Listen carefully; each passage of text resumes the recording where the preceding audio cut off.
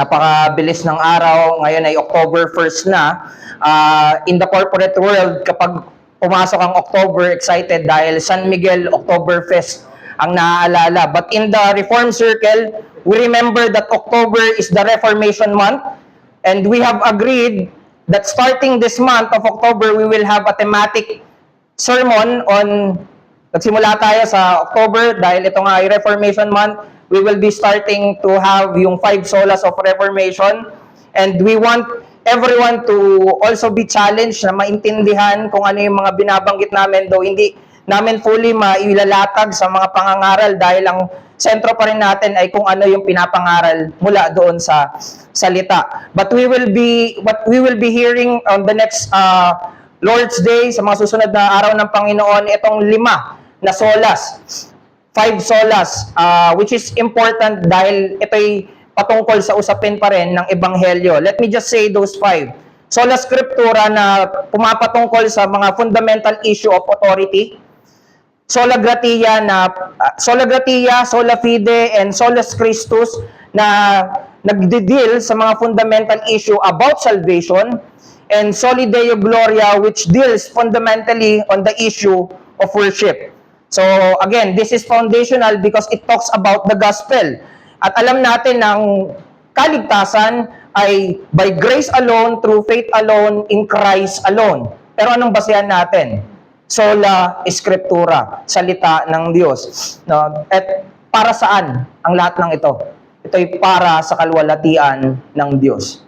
Alright, so, but we will be starting on the formal principle of Reformation, which is Sola Scriptura, dahil dito nag-uugat ang lahat at dito nakasalalay ang iba pang mga katuruan.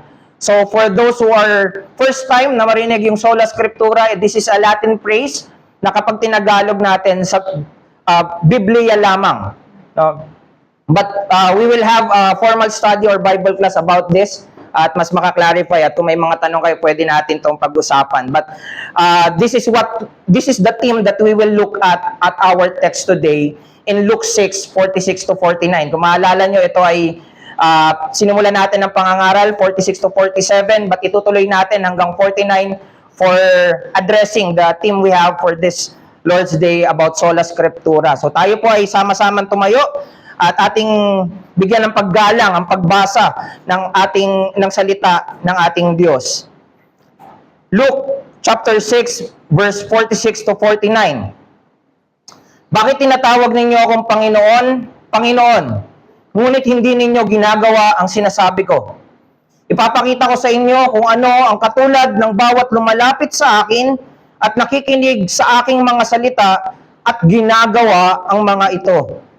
48, siya'y tulad sa isang taong nagtatayo ng bahay na humukay ng malalim at inilagay ang pundasyon sa ibabaw ng bato. Nang dumating ang isang baha, humampas ang tubig sa bahay na iyon. Ngunit hindi ito natinag sapagkat mahusay ang pagkakatayo dito.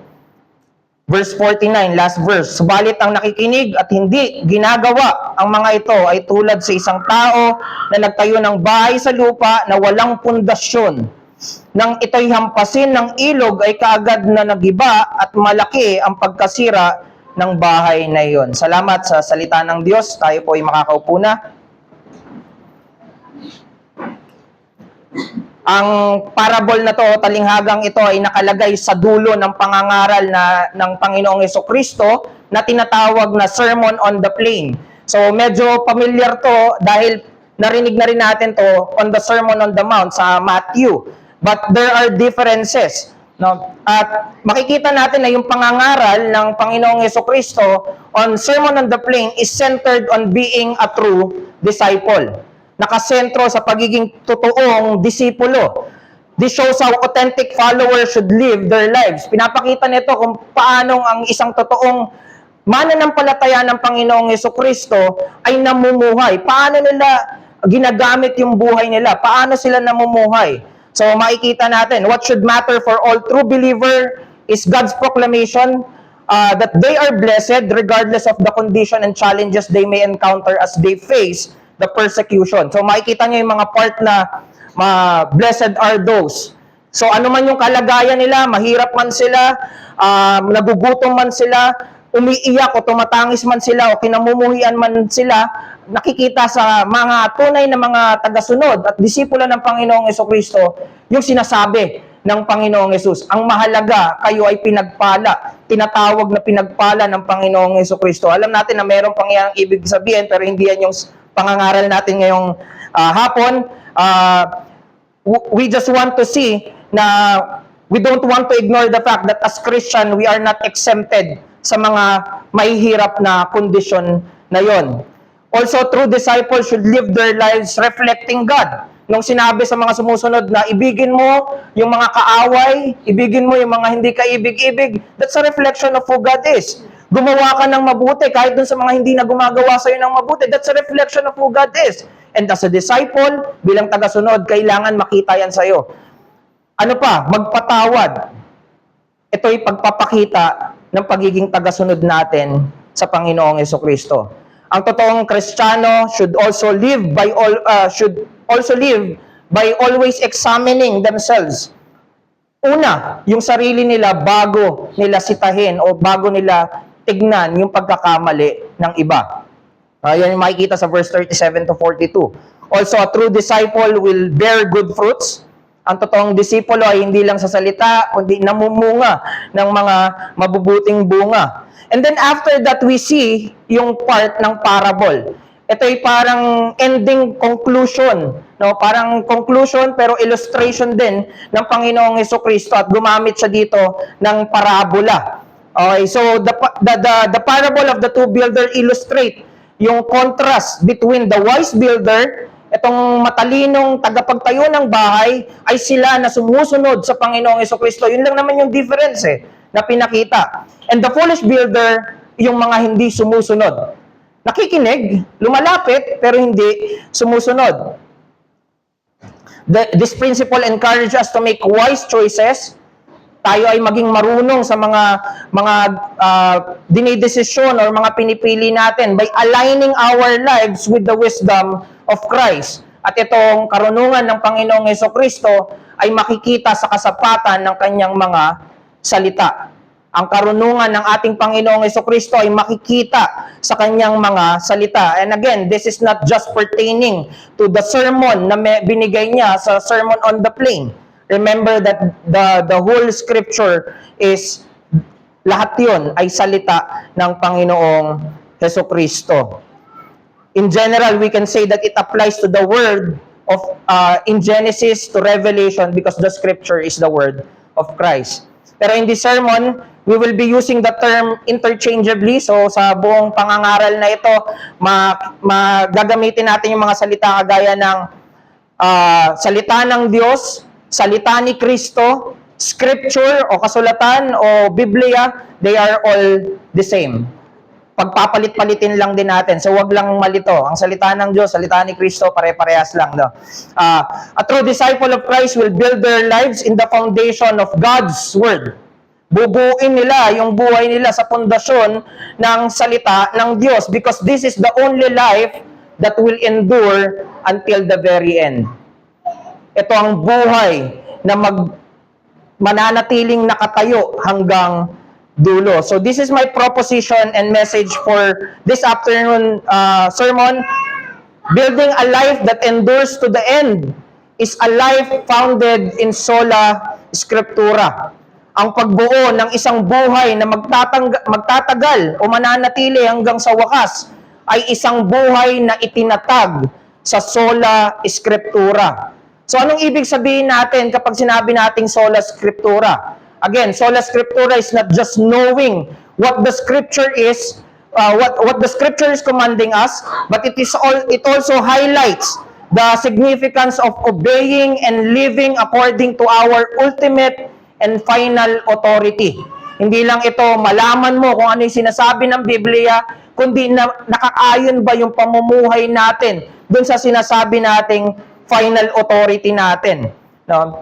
The scripture is the word of God. At kung ito ay salita ng Diyos, ito ay nagre-reflect ng mga katangian din ng ating Diyos. It is inerrant. No?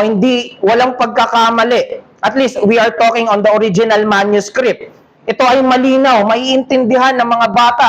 Maging ng mga bata, actually, inutos pa nga ituro mo sa pamilya mo. Kaya alam natin na malinaw, bagamat merong mga mas malalabo at mas mahirap, hindi problema yung sa salita.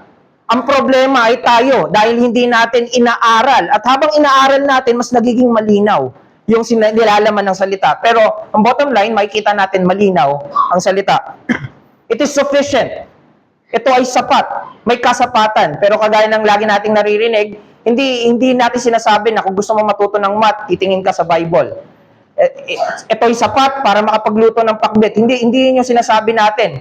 Ang kasapatan na binabanggit when we claim the scripture is sufficient is about the matter of the faith. Gusto mong makilala ang Diyos, Biblia. Gusto mong lumago sa pananampalataya, Biblia. Gusto mong matuto na magbahagi ng Ebanghelyo, Biblia. Gusto mong suriin yung buhay na pananampalataya mo, tignan mo, Biblia. So, again, those are the thing. And again, when we say authority, the scripture is the authority of the church and every Christian. Ito ang ating standard. Ito ang pinakamataas sa buhay natin. At again, pag binabanggit natin yung Kristiyano, ay assume na ito ay parte din ng lokal na iglesia dahil ito yung nakalagay sa loob ng Biblia. Ito yung sinasabi ng Biblia. And when we talk about authority, gusto ko na agad ilagay at ilatag sa inyo that we are saying na hindi natin dinidisregard kung ano yung batas ng bansa, batas ng magulang, dahil ang Diyos din ang nagtatag ng mga institusyon na yan. Batas sa loob ng iglesia. But we say, when we say that the scripture is our ultimate authority, maging ang iglesia ay hindi pinakamataas. Maging ang magulang ko ay hindi pinakamataas at ang gobyerno hindi sila ang pinakamataas. Susuriin ko sila sa pinakamataas na salita ng Diyos. Ito yung sinabi ng Panginoong Jesucristo sa John 17:17, if you would remember, sanctify them with your truth. Your word is truth. Hindi sinabi doon na ang salita ng Diyos ay totoo. Ang sinabi niya, ang salita ng Diyos ay katotohanan. Ibig sabihin, pag sinabing katotohanan, ito yung basihan ng lahat ng totoo. Babasihan ko yung sinabi ng gobyerno. Totoo ba yun? Tama ba yun? Based on what the scripture is telling us. Nasasabi natin na mali ang abortion, kahit pa illegalize yan. Bakit? Dahil sinabi ng salita ng Diyos. Even in our own family, ang basihan dapat natin, hindi tayo. Nasundin mo ako, tama ako magulang mo, hindi. Hindi to power tripping. Hindi to dahil mas matanda ka, hindi to dahil mas malakas ka. Sinasabi natin yung mga utos na ito ay tama dahil sinabi yan ng Diyos. At binabaliwala natin ng Diyos kapag hindi natin yon sinusunod. So, maaaring alam mo ang kahalagahan ng iglesia pero namumuhay ka ba na kabilang sa iglesia? Dahil yan yung isa sa sinasabi ng mga katotohanan. And this is just one example of many, no, na mga katotohanan na alam na natin, pero namumuhay na ba tayo patungkol doon? Ito yung pinapakita sa atin ng parable. We listen and we know the truth. Narinig natin yung katotohanan, pero namumuhay ba tayo? So how can we build a life that endures to the end? Kung sinasabi natin na ang Biblia lamang ay ang tamang pundasyon to build a faithful life, then how can I be sure about this claim? At titignan natin yung dalawang punto natin ngayong hapon. Una, by learning from the master builder, and pangalawa, by living as a discipled builder. Dinisipulong tagapagtayo. So, tignan natin yung una muna, learning from the master builder. At tinutukoy kagad natin when we say master builder is Christ. No? Pinapatungkulan natin kagad ay ang Panginoong Jesucristo. Pero bakit natin sinasabi na ang Panginoong Jesus yung master builder? No?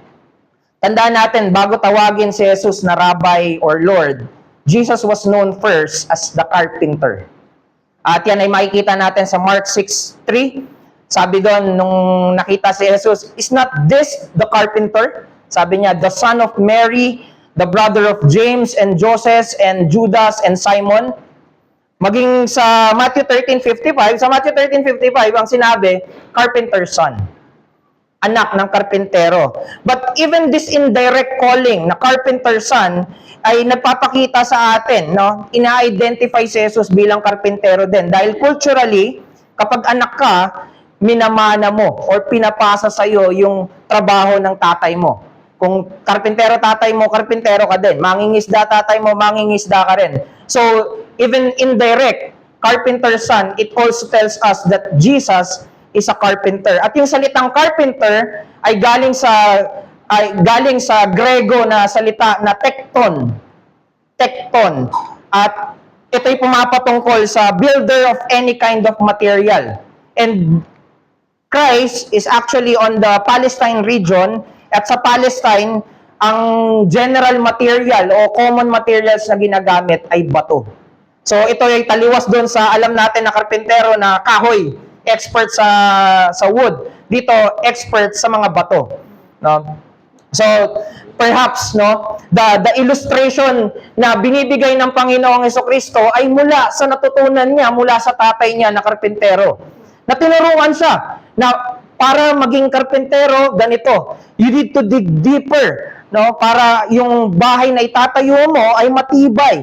So, habang tinuturo ng Panginoong Hesukristo to, makikita natin na ina-apply niya yung mga natutunan niya bilang isang builder. There are actually other illustration. Naalala niyo yung part na kapag magtatayo ka ng gusali o ng tower, kailangan pag-isipan mo muna kung ano yung mga material. Even yung mga pagtatayo ng mga fences. There are other materials that will show us na may alam ang Panginoong Hesukristo pagdating sa pagiging builder.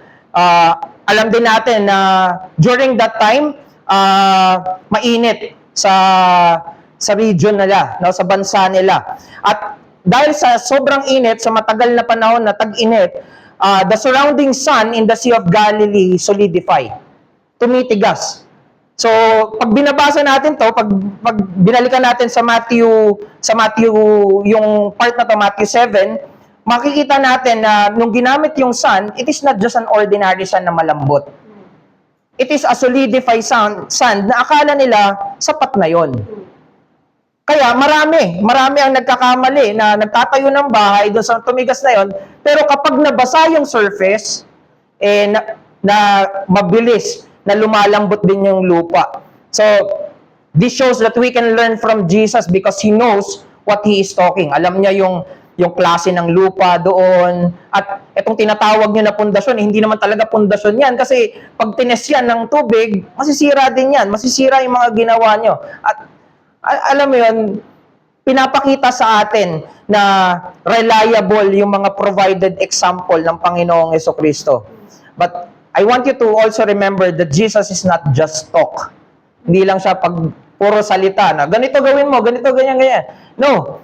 Jesus is also a builder who knows how to act. No? Jesus is also called the Lord. Ang ibang sabihin ng Lord ay Master. No? Master.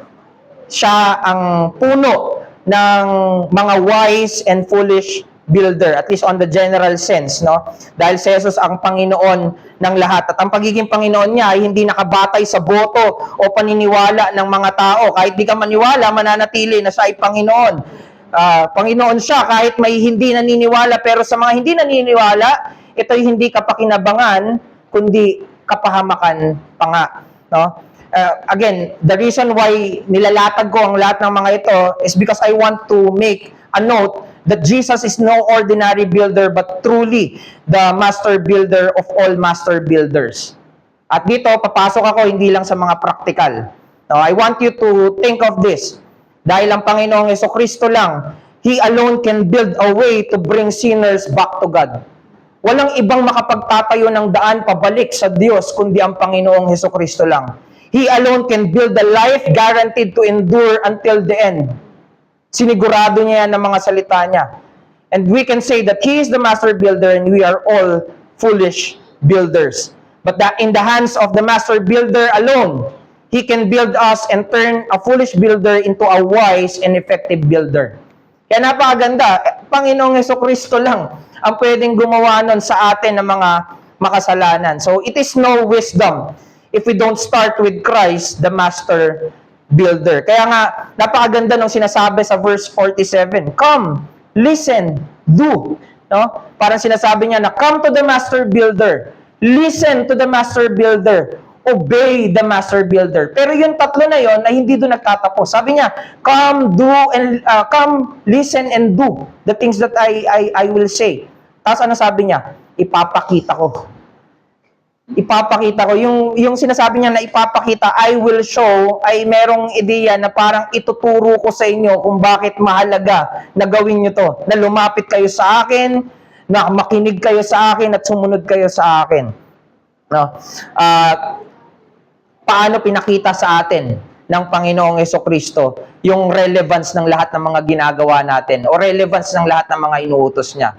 At iyon ay walang iba kundi sa pamamagitan pa rin ng salita ng Diyos. So kung meron man siyang tool para ipakita sa atin yung mga bagay na tinuturo niya, ito ay walang iba kundi ang salita ng Diyos. Siya ay nagbibigay ng karunungan at sinasanay niya tayo sa pamamagitan ng salita ng Diyos. Napakaraming kaparaanan pero ang pinili niya ay salita ng Diyos.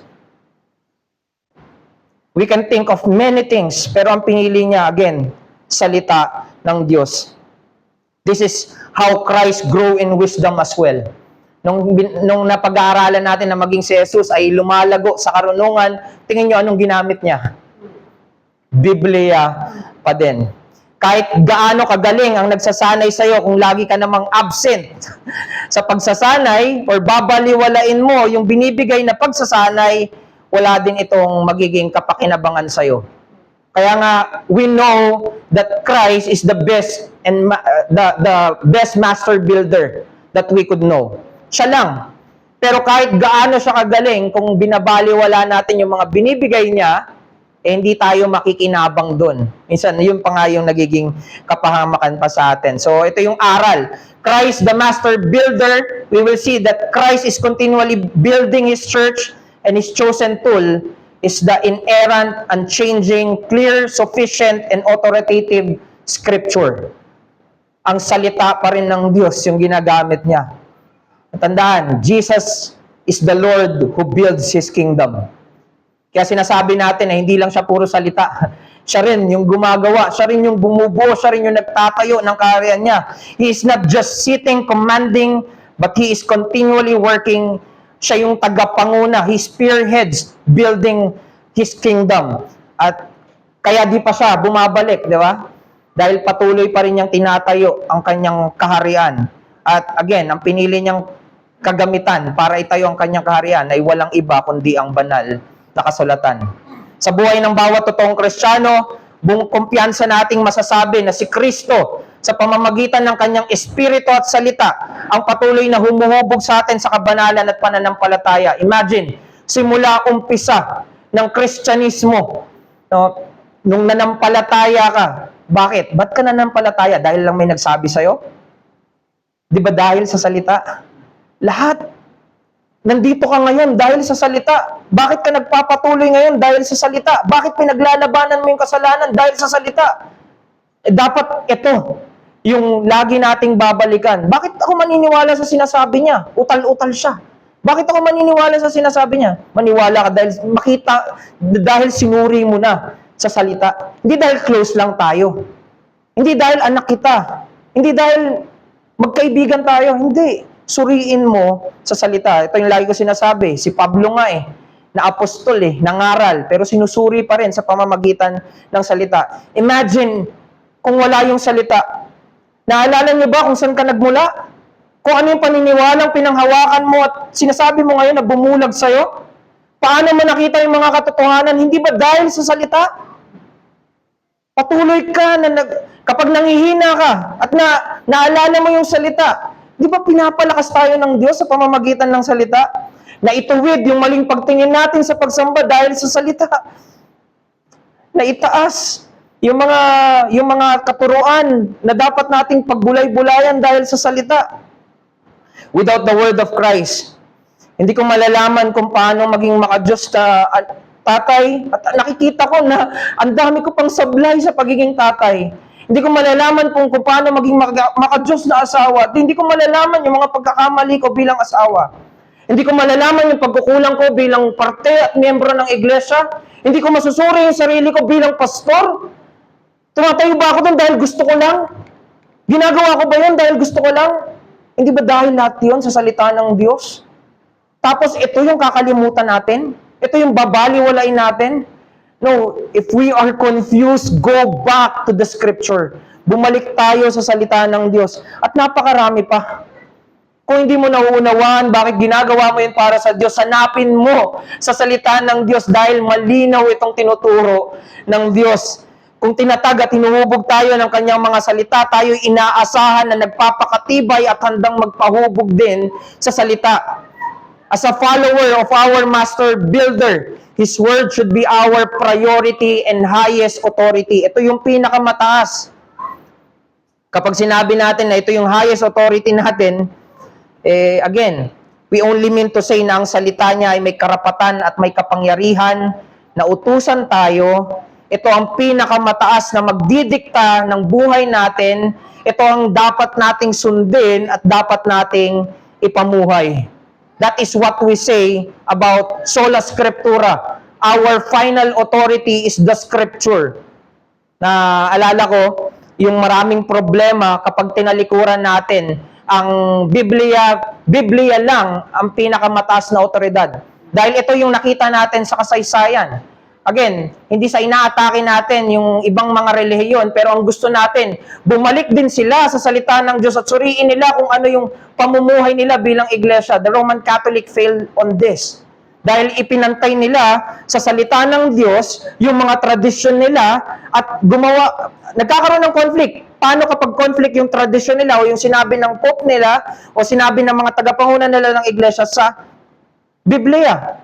Sino susundin nila? Pantay yun. Kaya nga sinasabi nila, hindi pwede magkamali yung mga Pope. Alam ni Martin Luther na hindi, nagkakamali yan. Alam natin, kaya nga nag-aaway-away yung mga council eh. Nagkakamali sila. At yung St. Peter Basilica, kung naaalala niyo yung St. Peter Basilica, yan ay tinayo, nasira, tapos pinaganda, pinarenovate nila. At alam niyo ba na nag-hire sila ng mga kilalang mga architect, mga kilalang mga painter, Michelangelo, makikita yung ano niya sa St. Peter Basilica.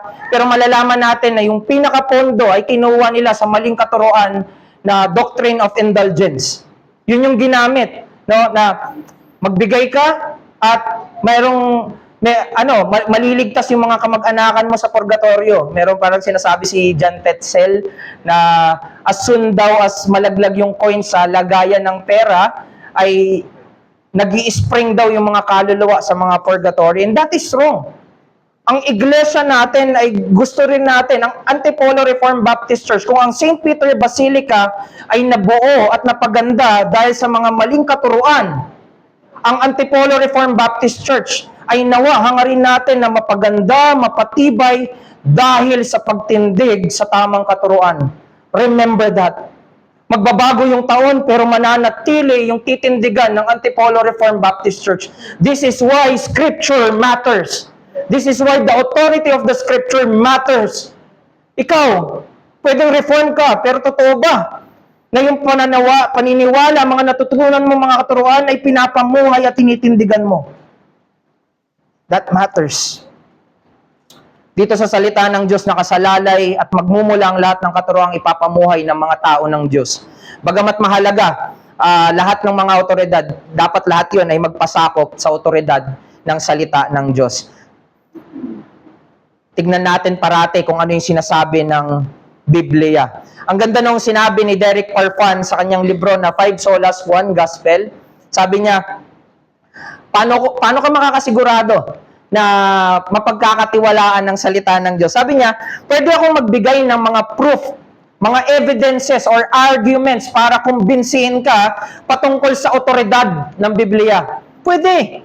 Pero naniniwala ako sa sinabi ng Westminster Confession of Faith, chapter 1, paragraph 5, na makukumbinsi lang tayo at makatitiyak na ang Biblia ay hindi nagkakamaling katotohanan at may otoridad na galing sa Diyos sa pamamagitan lang ng gawa ng banal na Espiritu na magpapatotoo sa salita ng Diyos sa mga puso natin. And I agree. I truly agree. No matter how you enjoy reading the Word apart from the work of the Holy Spirit, it will not benefit you. Baka yun pa yung maging dahilan ng paglayo mo. Di ba? Ang dami nating kilalang mga matatalino sa salita. nakikipag-argument pa, nakikipag-debate pa, gamit yung salita. Sabi, paliwanag mo tayo, kahit anong paliwanag ko sa'yo, kung hindi kumilos yung banal na spirito, hindi mo tatanggapin yung katotohanan. Yan, karunungan na yan ang magdadala pa sa'yo sa kapahamakan. So we should lean more in studying rather than doubting the scripture. Pero mo magduda ka sa salita, hanapin mo yung sagot sa Facebook. Hanapin mo yung sagot mo sa mga atheists. Hanapin mo yung mga sagot mo sa mga sinasabi ng mga scientists. Bakit hindi ka bumalik sa salita? So again, makikita natin dito na ang problema, hindi naman talaga yung karunungan at pag-iisip natin.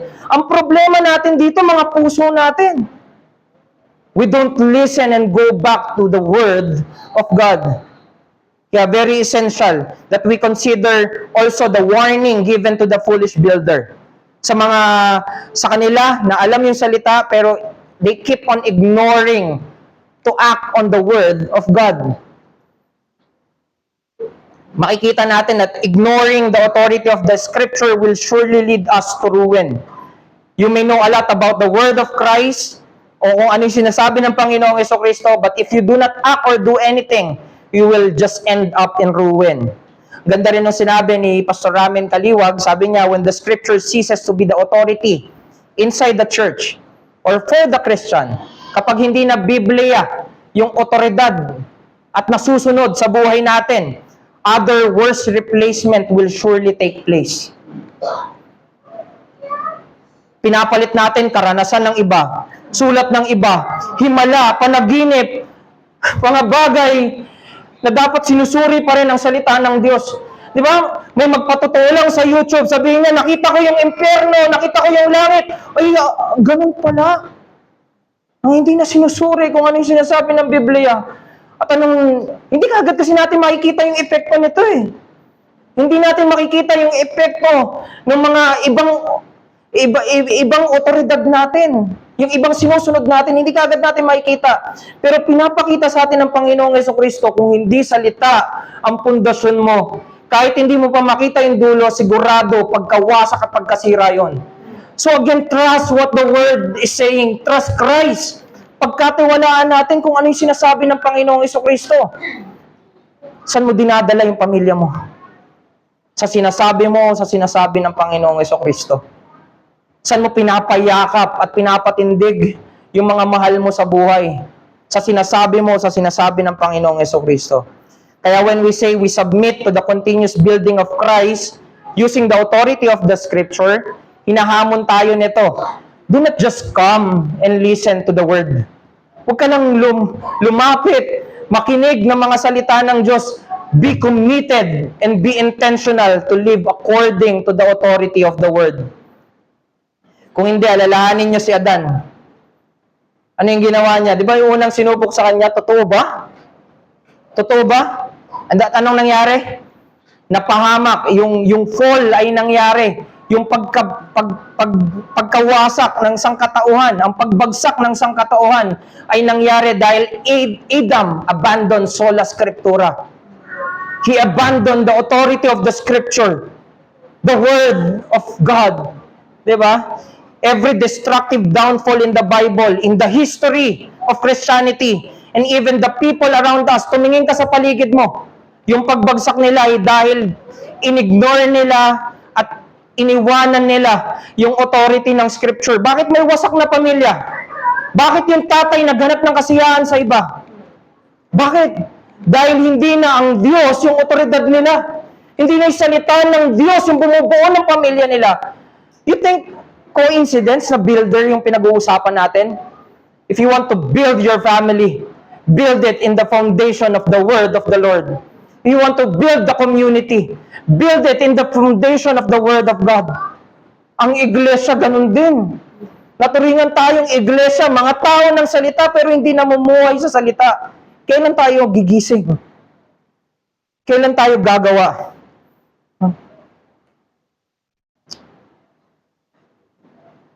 Buksan nawa ng Diyos ang ating mga mata upang makita na ang pabayaan ng salita, ang hindi tumugon sa kanyang mga salita, ay may panganib, may pagkasira, may kamatayan.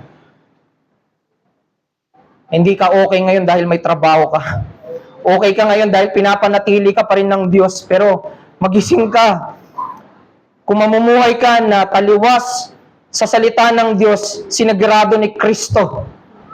Hindi niya kailangan ng patotoo, pero ginamit niyang patotoo yung salita niya na masisira, mag-aantong ka sa kamatayan at pagkasira kung hindi mo siya susundin. So, let's all live according to what Christ built.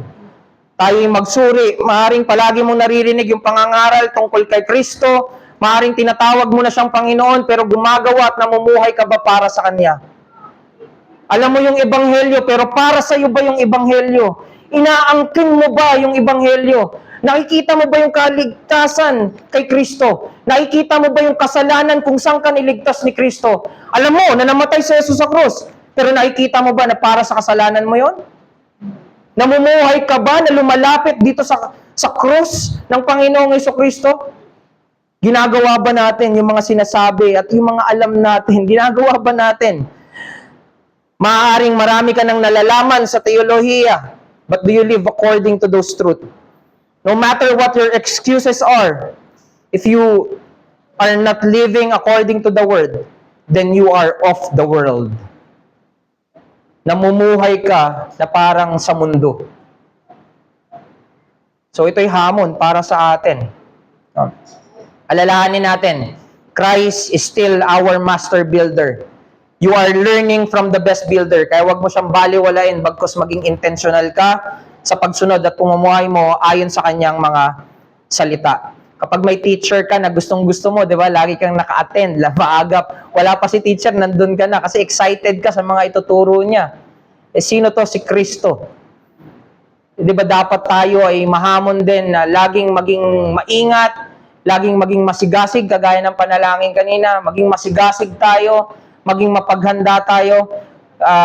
Doon sa binasa namin sa Westminster, yung pinag-aralan namin ng mga nakaraang linggo, we are on question 90. Sabi niya, paano daw yung mga napapakinggan natin mula sa salita at mga nababasa natin mula sa salita ay nagiging kapakinabangan na nagtutulak sa atin patungo sa kaligtasan? Paano daw?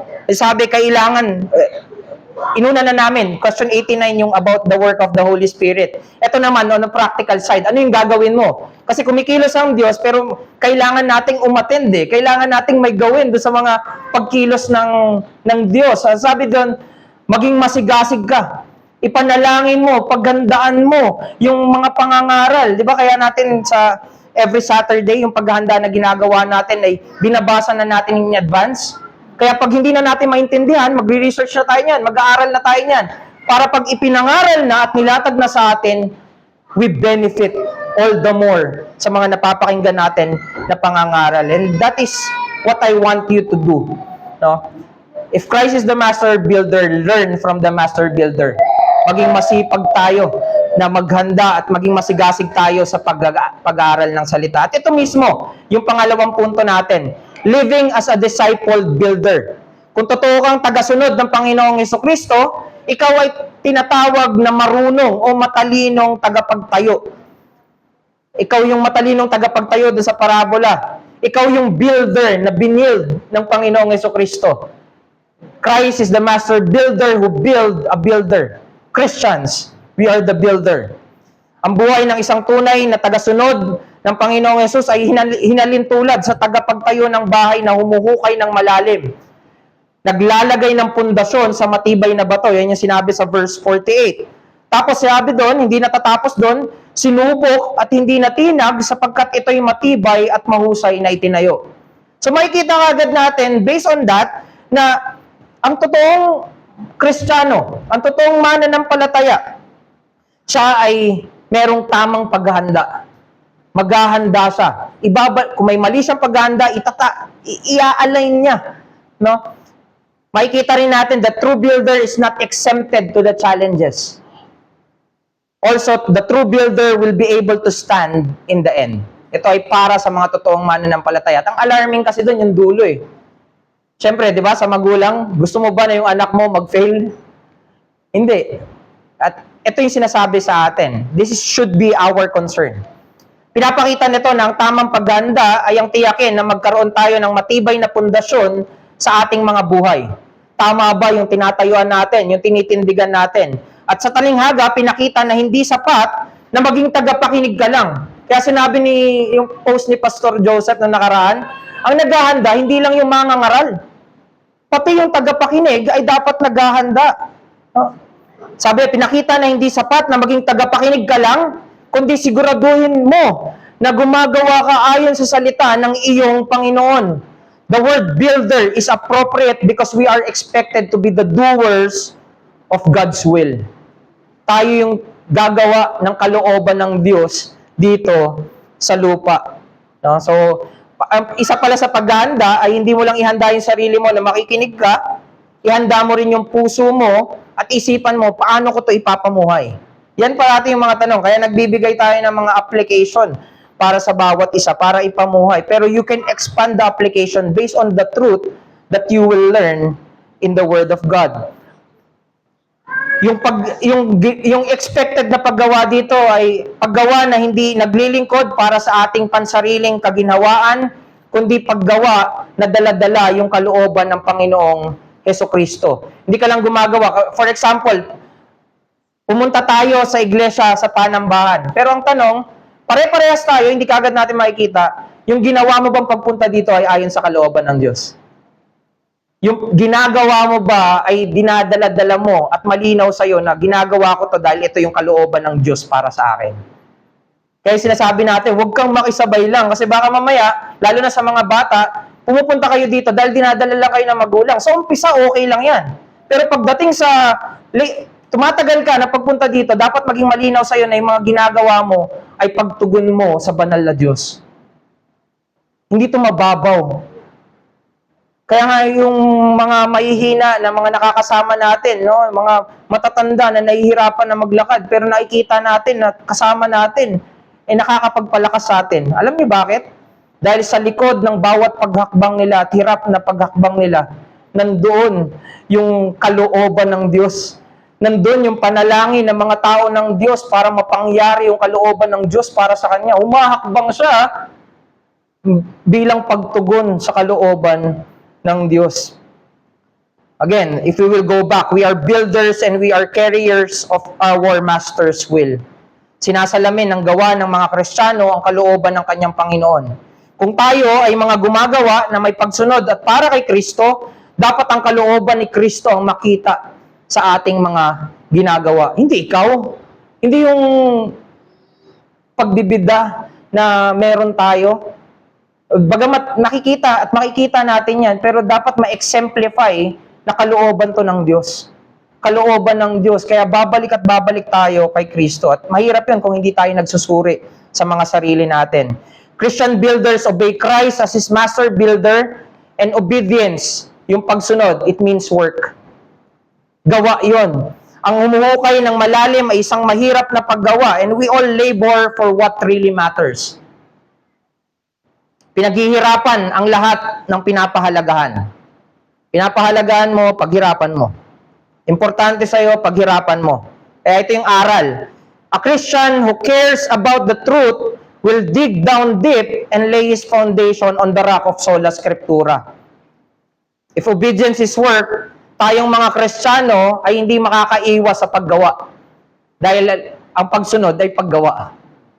We need to dig down deep and build on the rock. Pero anong ibig sabihin nung mag-dig down deep tayo? Anong ibig sabihin na humukay tayo sa pundasyon ng salita?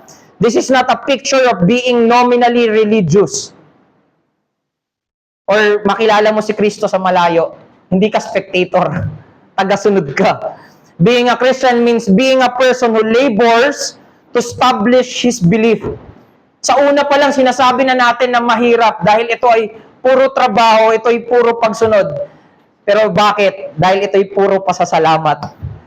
Itong ginagawa natin, we labor because we give thanks to our master builder.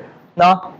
Ang tunay na Kristiyano, ang kanyang pangarap, ang kanyang mga choices, ang kanyang pagtingin sa mundo, ay nakabase sa katotohanan ng kanyang Panginoong Hesukristo. A Christian who cares about the truth, who cares about sound doctrine.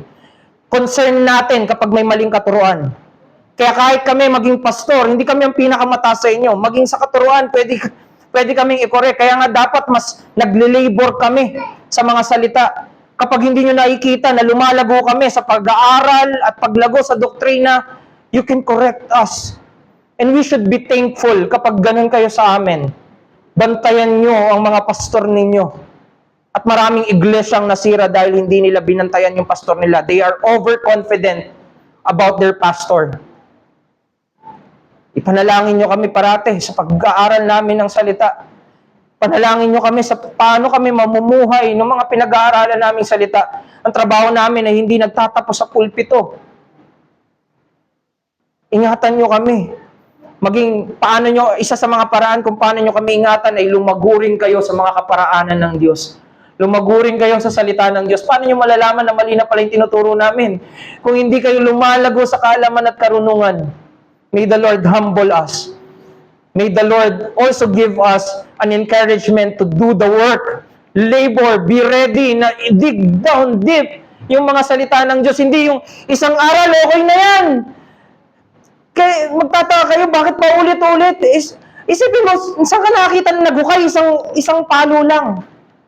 You need to dig down deep. Kung gusto mo na mas lumalim, hukayin mo na hukayin. Pagnilayan mo ng pagnilayan, walang sayang sa mga bagay na ginagawa mo para sa Diyos, lalo na kung alam mo na inutos niya sa'yo. And Christians, we are commanded to labor on the Word. We are commanded to labor on the Word. Digging involves effort.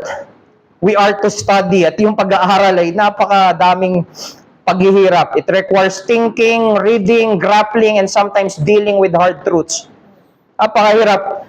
But the hardest work of all is putting the truth into practice. Alam niyo yun, tanungin mo ang bata, alam niyo yung ebanghelyo, pero paano nag-a-apply sa buhay mo yan? Paano nakaka-apekto ang ebanghelyo sa buhay mo? Diba yun yung mga challenges, at yun yung mga mahirap yan. Paano ko mamumuhay ayon sa ebanghelyo? Dito lang ba, bilang Kristiyano, sa iglesia? Hindi.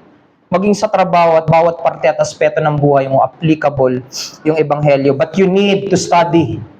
You need to labor. You need to reflect. You need to meditate on the Word. Nguyain mong mabuti yung mga kinakain mong salita. Truth requires action. Coming to Him, calling Him Lord, and knowing His Word can never be enough. Kahit ma-affiliate ka sa church na to, kahit maging miyembro ka ng iglesia na to, even though alam mo yung maraming katotohanan, kung hindi mo ipapamuhay, baliwala. Doctrine and theology are always meant to be applied to our lives. Para hubugin tayo, mababasag, pero hubugin uli, natutumba, pero itatayo. Pero alalahanin natin, knowing has no value if we are not acting on what we know. Walang kwenta lahat ng nalalaman natin kung hindi naman natin ginagawa yung mga nalalaman natin. Bilang tatay, alam mo na mahalaga para sa mga anak mo yung salita ng Diyos, pero tinuturo mo ba yung salita ng Diyos? Kung sinasabi mo na araw-araw mahalagang kumain siya at sinasabi mo mas mahalaga sa bumubusog sa tiyan yung mga salita na bumubusog sa kaluluwa, at yun, physical na yun, na hindi mas mahalaga kaysa sa kaluluwa, araw-araw mong ginagawa, 3 times a day pa nga, minsan may merienda pa, inilalatag mo ba yung salita ng Diyos? Sa ganun ding paraan, mas marami pa. Actually, ang ginagawa nga natin, magsimula tayo sa kahit isang beses lang sa isang araw. Pero pag nakita natin sa kasaysayan, napakaraming Puritans na kada pag magsasama-sama sila sa table, that's their opportunity to read the Word kasabay nung kanilang physical food. Pinapakain din nila yung spiritual food. Hindi naman kailangan mahaba. Yun yung nagiging problema at kaya nagiging imposible sa atin na pangunahan sila dahil tayo mismo yung nagpapakomplika. Again, normal dapat na pinag-uusapan ng salita ng Diyos. Naniniwala kang mahalaga yan? Paano mo ipapamuhay yan? Ikaw ang mag-initiate ng usapan patungkol sa pananampalataya. So I know we know na mahalaga sa atin ang salita. Alam natin, yung kaninang pangangaral, mahalaga na nananalangin tayo. Tinuro yan kanina. Ngayon, tanong, gagawin ba natin? Tataka kayo, bakit paulit-ulit nilang tinuturo yan? Kasi paulit-ulit natin kailangan. Tayo ay tagapanguna, tayo rin ang tagapag-ingat ng mga pamilya natin, pero anong ginagawa natin patungkol dito? Do we labor? At ang dahilan kung bakit hindi ito madalas nagagawa sa pamilya, we want to rest. We don't want to labor. Ang nako-compromise ay yung mga kaparaanan ng Diyos. Ang nagagawa mo, mga kaparaanan mo para sa kanila, pero hindi yung kaparaanan ng Diyos. We say Scripture is our basis of our assurance, pero para tayong mga naniniwala pa rin sa mga pangitain at mga visions, sa mga panaginip. Kapag hindi natin tinuturuan yung mga anak natin, parang hinahayaan lang natin silang managinip at magkaroon ng pangitain. Kasi hindi natin tinuturo sa kanila yung salita eh. Nakita nyo ang gaano kahalaga? Sinasabi natin sa mga anak natin, anak, mahalaga yung salita, pero hindi ka nakikita na nag-aaral ng salita. Sinasabi natin, napaka-importante nito, pero binabaliwala natin to. We are to be challenged. Hindi naman tayo tamad. Masipag tayo sa maraming mga bagay, madalas hindi nga lang sa mga inuutos ng Diyos. Masipag ka sa trabaho, masipag ka sa pag-aaral, masipag kang dumiskarte. Pero pagdating na sa salita ng Diyos, masipag kang gumawa ng maraming dahilan. Kailan natin ipaglalaban? Nag-uusap kami ng asawa ko, sabi ko, kailan tayo magre-resume nung pagbabasa? Sabihin namin, pag ina-analyze namin, ang dami, parang kulang yung 24 hours. Gigising tayo, parehas pa rin yung oras. Dumadami lang yung gawain. Kaya kung hindi tayo titindig at hindi tayo gagawa ng paraan, laging ang mag-a-adjust salita ng Diyos. Laging ang mag-a-adjust mga kaparaanan ng Diyos. Hindi na magkakaroon ng oras yung kaparaanan ng Diyos dahil hindi natin tinindigan na gagawin natin to. Hindi natin dinesisyonan na gagawin natin to. Again, this is a warning even for single. Lagi ako nagbabanggit ng pamilya, pero soon magkakaroon kayo ng mga pamilya. Alalahanin nyo na yung ginagawa nyo ngayon, yun din yung gagawin nyo pag mag-asawa na kayo. Kaya suriin natin, tayo ba ay nagpapalalim sa salita? Tayo ba ay humuhukay sa salita? Kung hindi tayo humuhukay sa salita, hindi magkakaroon ng buhay yung mga ipagkakatiwalang pamilya sa atin. Para tayo na tatay, tayo na mga lalaki, tayo pa yung humuhukay ng libingan ng mga pamilya natin. Pinapahamak natin sila. Sana hindi tayo maging ganon. Ang tunay na pamumuhay na may pagsunod sa Diyos ay napapatunayang totoo sa harap ng mga hamon at mahihirap na sitwasyon. Hindi na to oras lang. We will be challenged by difficulties and hardship. At sa mga pagkakataon na yon, sana makita tayo yung patuloy na hamon na we should maintain submission and obedience to Christ's teaching even when we face challenges and difficulties. Yung normal na araw-araw nga lang, nagpapadala tayo eh. Paano pa pag may dumating na paghihirap? Paano pa pag may dumating na talagang pipigilan ka? Hindi mo na malalaman kung saan ka babalik. Pero ang sinasabi sa atin ng Diyos, mananatiling pwede mong tindigan ng salita. We are all called back sa salita ng Diyos. Bumalik tayo sa salita ng Diyos. Alam ko na hindi madali na sundan ang Diyos. Mahirap sundan ng Diyos. Pero gusto ko mag-labor yung bawat isa para masunod ang Diyos. Huwag tayong maging kagaya ng mga Israelites. Sabi nila sa Numbers, sabi nila doon sa bumalik na lang tayo sa Ehipto, may karne doon. Tatalikuran mo yung Diyos, yung mga bagay na binibigay ng Diyos para doon sa mga bagay na tingin mo mas mabuti para sa'yo. You are not greater than God. You don't think better than God. Hindi mo alam na yung mga bagay na yun yung aalipin sa'yo. Huwag kang bumalik sa Ehipto na aalipinin ka lang uli. Pinalaya ka ng Diyos, sumunod ka sa kalooban ng Diyos. It is easy to follow His teachings when life is smooth, but the true test comes during the storm. Kristiyano, whatever your situation is, let your obedience be found in Christ. Itindig mo yung buhay mo sa isang pundasyon na mananatiling susunod sa Panginoong Jesucristo. Naalala niyo yung pangako niyo sa mga asawa niyo? Mahirap, pero mamahalin pa rin kita. mga sweet na paalala. Di ba dapat ganun tayo muna sa ating Panginoong Jesus? Di ba dapat ganun muna tayo sa ating Diyos? Na kahit mahirap, susundan kita. Kahit mahirap, wag lang akong mahiwalay sa'yo. Yun ay nagpapakita ng pagpapahalaga mo sa Diyos mo.